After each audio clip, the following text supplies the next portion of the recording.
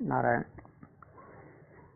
पिछले श्लोक 18 में कहा कि जो ज्ञानी है, सन्यासी है, उसका न तो कर्म करने में कोई स्वार्थ है और न ही न करने में। उसको करने से कोई लाभ नहीं, न करने से कोई हानि नहीं, अथवा करने से कोई हानि नहीं, न करने से कोई लाभ नहीं।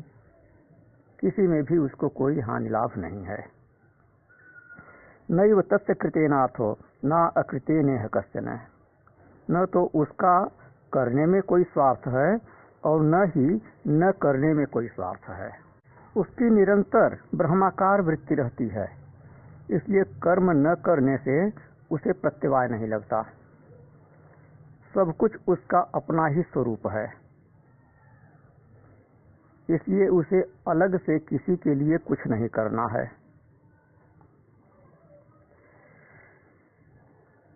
कृतेन और अकृतेन से यह भी तात्पर्य है कि जहाँ कर्म है वहाँ रजोगुण है,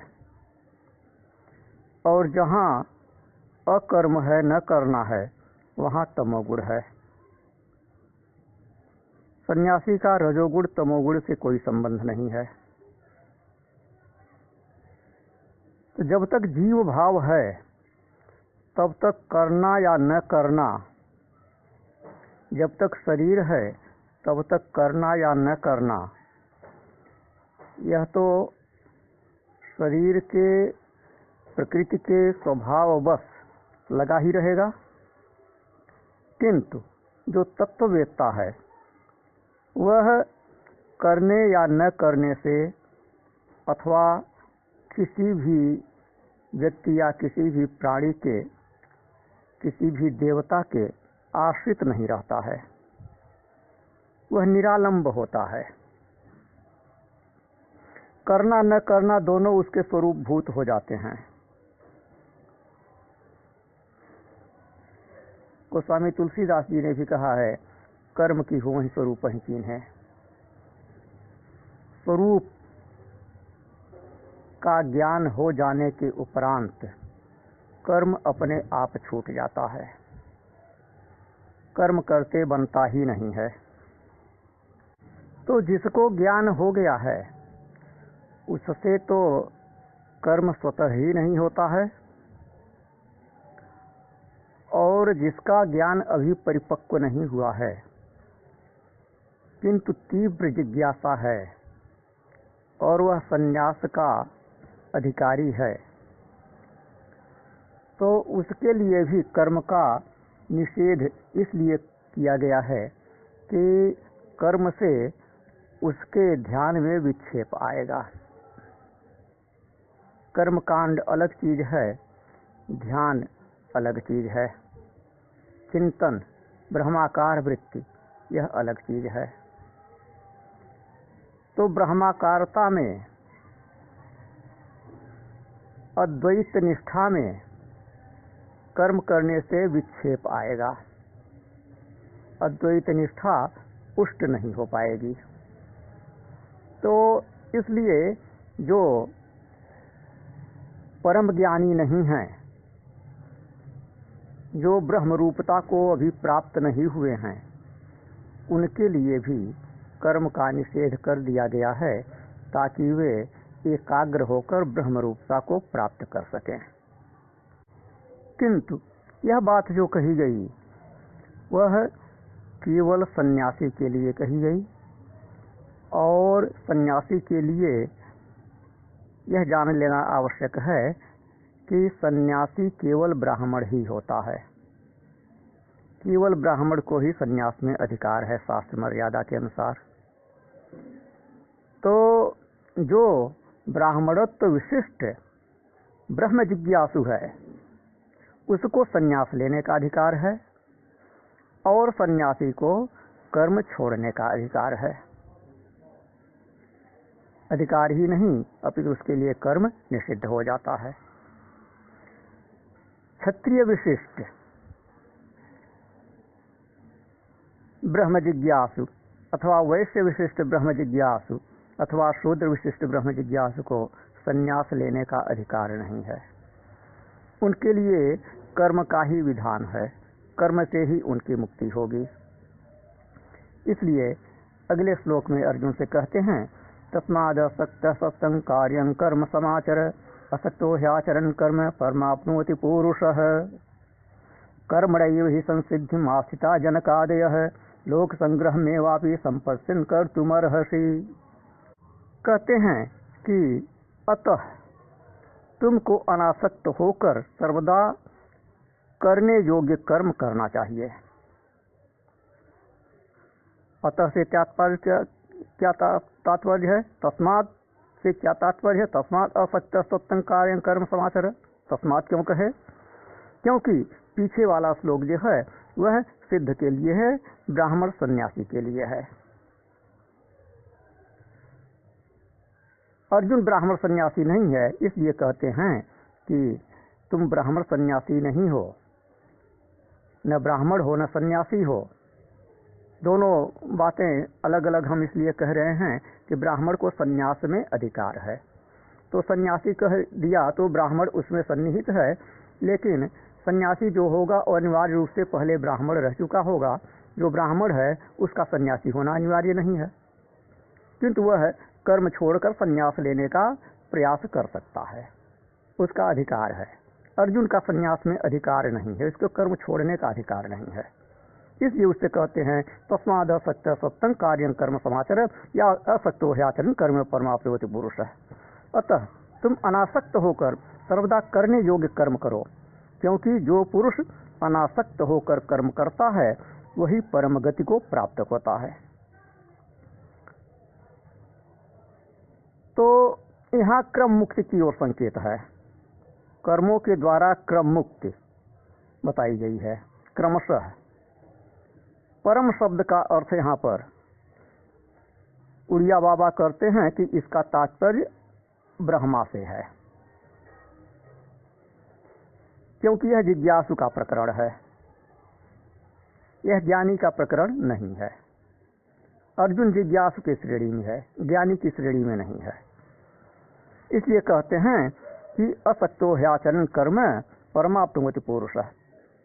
असक्त का तात्पर्य अनासक्त से है, आसक्ति रहित से है, दंत से है, यहाँ असक्त नहीं है, असक्त है, अर्थात अनासक्त। अनासक्त होकर फल की कामना से रहित होकर जो कर्म करता है वह परम को प्राप्त करता है। परम अर्थात आत्मा को वह प्राप्त करता है अथवा ब्रह्मा को वह प्राप्त करता है। तो अब इसका उदाहरण भी देते हैं, दृष्टांत देकर इसे पुष्ट करते हैं कि कर्मणैः संसिद्धिम् आस्थिता जनकादयः लोक संग्रह में वापि संपर्शन कर्तुमर्हसि। कि कर्मों के द्वारा ही जनक इत्यादि सिद्धि को प्राप्त हुए। सिद्धि से तात्पर्य मोक्ष से है कि जनक इत्यादि कर्मों के द्वारा ही मोक्ष को प्राप्त हुए, मोक्ष प्राप्त किए हैं, मुक्त हुए हैं।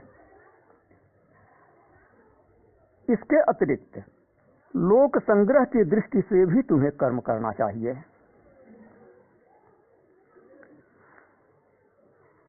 तो यदि अर्जुन की यह शंका होती है कि मुझे संन्यास में अधिकार क्यों नहीं है, मुझे कर्म छोड़ने का अधिकार क्यों नहीं है, मैं भी विरक्त हूँ, मैं भी ज्ञानार्थी हूँ। कर्म में अनधिकार केवल ज्ञानी को नहीं है, अपितु ज्ञानार्थी अर्थात जिज्ञासु को भी है, और मैं जिज्ञासु हूँ, मुझे परम वैराग्य हो गया है, तो मैं कर्म को क्यों नहीं छोड़ सकता हूँ।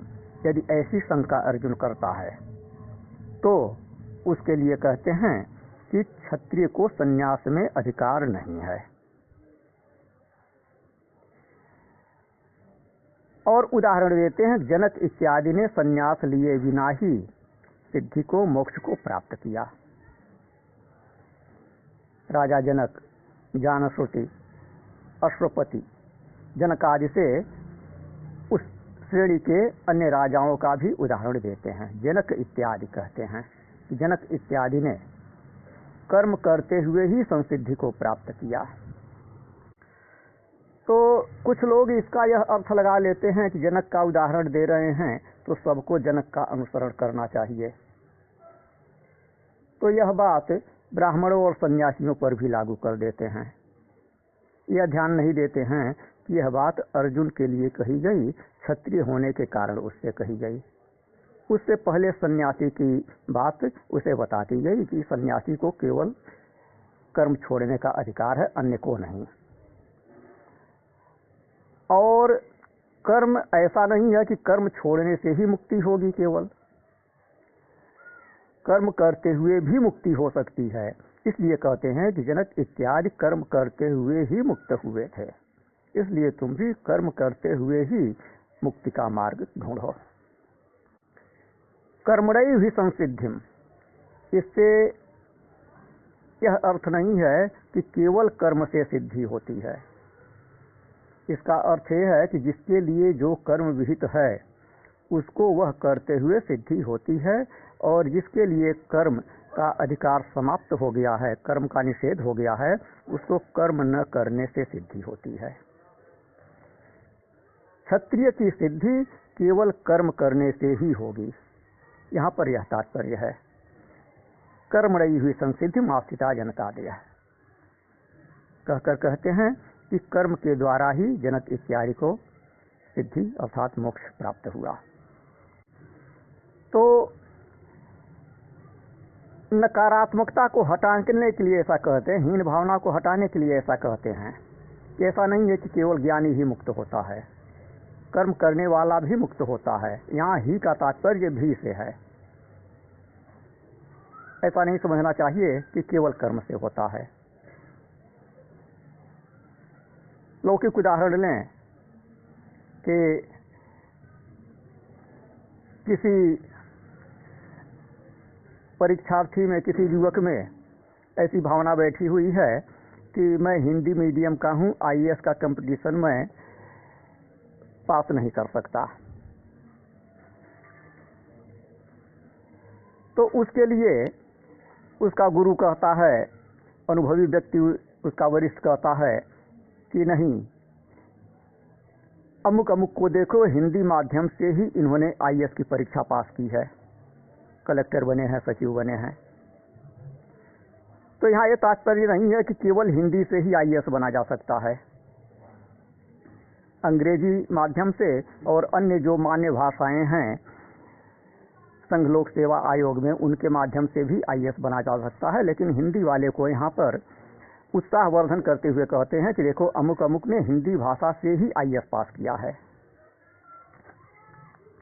उसी प्रकार यहाँ पर कह रहे हैं कि जनक इत्यादि ने कर्म के द्वारा ही मुक्ति को प्राप्त किया है। तो यहाँ इसलिए कह रहे हैं कि क्षत्रिय के लिए, राजा के लिए प्रजा पालन ही सर्वोत्तम धर्म है, उसके लिए संन्यास का विधान नहीं है। मधुसूदन सरस्वती जी और अन्य भी श्रेष्ठ टीकाकार इसी मत का संपादन करते हैं और पुराणों का उदाहरण देते हैं, उद्धरण देते हैं। मुख जाना मयम धर्मो यद विश्वोर लिंग धारणम बाहुजातो रुजाता नाम नायं धर्म प्रशस्यते, कि ये विश्वलिंग धारण, विश्वलिंग क्या है? जो दंड हम लोग धारण करते हैं, सन्यासी जो दंड धारण करता है उसे विश्वलिंग कहते हैं। तो विश्वलिंग धारण पूर्वक सन्यास का अधिकार केवल ब्राह्मण को है। बाहुजात अर्थात क्षत्रिय और उर्जात अर्थात वैश्य के लिए यह धर्म नहीं है। तो ब्राह्मण का ही केवल संन्यास में अधिकार है, क्षत्रिय वैश्य शूद्र का नहीं। इस तरफ संकेत करते हुए भगवान कहते हैं कि कर्मणैव हि संसिद्धिम आस्थिता जनकादय, कि जनक इत्यादि प्रजा पालन करते हुए, कर्म करते हुए मुक्ति को प्राप्त हुए थे। राजधर्म सर्वश्रेष्ठ धर्म है क्षत्रिय के लिए। सर्वे राजाश्रिता, अन्य सभी धर्मावलंबी अन्य सभी वर्णाश्रमी राजा के आश्रित होते हैं। राजा सबका रक्षक होता है, सबको अपने अपने धर्म में लगाने वाला होता है, सभी धर्मों का पोषक होता है। राजा वर्ण धर्म और आश्रम धर्म का प्रवर्तक होता है। तो इस कारण भी राजा को अवश्य कर्म करना चाहिए। अपने अपने धर्म में लोगों का प्रवर्तन और कुपथ से निवर्तन अर्थात दूसरे के धर्म से उन्हें रोकना, अपने धर्म का पालन कराना, दूसरे का धर्म करने से रोकना, यही राजा का कर्तव्य था। तो इसलिए सभी धर्मों का, सभी वर्णाश्रमियों के अनुष्ठानों का उसे पुण्य स्वतः प्राप्त होता था। जो जिस वर्ण का, जिस आश्रम का अधिकारी है, उसको उसी वर्ण उसी आश्रम के धर्म का पालन करना चाहिए, अन्य का नहीं। आगे भी चल के कहा है, स्वधर्मे निधर्म श्रेय पर धर्मो भयावह है। और यह बिना राज नियंत्रण के नहीं हो सकता। आजकल स्थिति उलट गई है, राज्य का कोई धर्म ही नहीं रह गया है। शासन तंत्र स्वयं को धर्मनिरपेक्ष कहता है। सरकारें वर्णाश्रम धर्म के विच्छिन्न करने में लगी हुई हैं, रक्षा करने के बजाय उल्टे विच्छिन्न करने में लगी हुई हैं। तो राज नियंत्रण न होने के कारण वर्ण और आश्रम यह दोनों ही बिखरते जा रहे हैं। यह श्रद्धालुओं के लिए, सनातन धर्मियों के लिए, हम सन्यासियों के लिए चिंता का विषय है। राजा स्वयं वर्णाश्रमी होगा तभी प्रजा को वर्णाश्रम का पालन करने के लिए प्रोत्साहित कर सकेगा। तो आज का राजा, आज की संसद वर्ण को और आश्रम को, इन दोनों को भी उच्छिन्न करने में लगी हुई है। फिर यथा राजा तथा प्रजा, जैसा राजा होता है वैसी प्रजा होती है। तो उसी का अनुकरण प्रजा भी कर रही है। तो इसलिए कहे थे 21वें श्लोक में भगवान श्री कृष्ण ने कहा, यद्यताचर्य से तत्तदेवे तरोजन सजत प्रमाणं कुरुते लोकस्तदनुवर्तते, कि जैसा श्रेष्ठ व्यक्ति आचरण करता है वैसा ही अन्य सामान्य लोग भी करते हैं। श्रेष्ठ व्यक्ति जो मानदंड निर्धारित कर देता है उसी का अनुसरण अन्य सामान्य लोग करते हैं। तो अर्जुन का उत्साह वर्धन कर रहे हैं कि तुम श्रेष्ठ हो, तुम क्षत्रिय हो, राजा हो, तुम जो करोगे उसी का अनुसरण प्रजा भी करेगी। तो इस प्रकार लोक संग्रह की दृष्टि से भी तुमको कर्म करना चाहिए, क्योंकि तुम जो करोगे उसका अनुसरण प्रजा करेगी। लोक संग्रह अर्थात लोक शिक्षण। लोक संग्रह का तात्पर्य है कि जनता ऐसा कर्म, जनता जिसका अनुसरण करे, अन्य लोग जिसका अनुसरण करें। फिर अपना स्वयं का उदाहरण देते हैं, न मे पार्थास्ति कर्तव्यम त्रिश्लोकेषु किंचन नानवाप्तम अवाप्तव्यम वर्त एव च कर्मणि। हे अर्जुन, देखो मुझे तो तीनों लोकों में कुछ भी कर्तव्य नहीं है और मेरे लिए कोई भी वस्तु अप्राप्त भी नहीं है। मैं आप्त काम हूँ, फिर भी मैं कर्म करता हूँ, मैं भी कर्म करता ही हूँ। क्यों? यदि हंग न वर्तेयं जातु कर्मणे तंद्रित मम वर्तमानुवर्तन्ते मनुष्या पार्थ सर्वशः। यदि मैं सावधानी पूर्वक कभी कर्म से च्युत हो जाऊं तो लोग मेरे ही मार्ग का अनुसरण करने लगेंगे, और मेरे ही मार्ग का अनुसरण करने लगेंगे तो क्या होगा? अकर्म का अनुसरण करने लगेंगे तो क्या होगा? सारे लोक विच्छिन्न हो जाएंगे। उसी देवरे में लोका न कोर्यां कर्म चेद हम शंकर से करता श्याम प्रजा। यदि मैं कर्म न करूं तो ये लोग नष्ट भ्रष्ट हो जाएंगे, सारी प्रजाएं नष्ट भ्रष्ट हो जाएंगी और मैं ही उनमें वर्णसंकरता का करने वाला होऊंगा और इस प्रकार प्रजा को मैं स्वयं भी नष्ट करने वाला हो जाऊंगा। वर्णसंकरता से तात्पर्य यहाँ केवल अंतर्जातीय से अंतर्वर्ण से नहीं है, कर्म संकरता से भी यहाँ तात्पर्य है। नारायण। पिछले श्लोक 18 में कहा कि जो ज्ञानी है, सन्यासी है, उसका न तो कर्म करने में कोई स्वार्थ है और न ही न करने में। उसको करने से कोई लाभ नहीं, न करने से कोई हानि नहीं, अथवा करने से कोई हानि नहीं, न करने से कोई लाभ नहीं। किसी में भी उसको कोई हानि लाभ नहीं है।